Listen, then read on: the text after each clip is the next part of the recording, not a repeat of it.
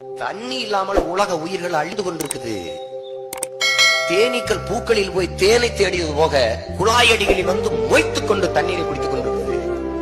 குரங்குகள் கிரிக்கெட் விளையாடுற மைதானத்தில் தெளிச்ச தண்ணியை நக்கி குடித்துக் கொண்டிருக்கிறது.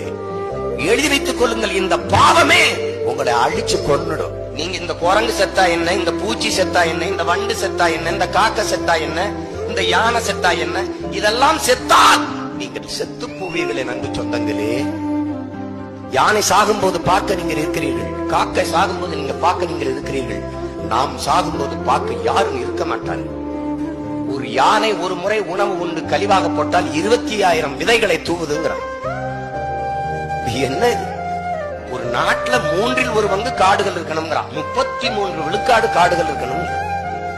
காடு இல்லைன்னா நாடு இல்ல.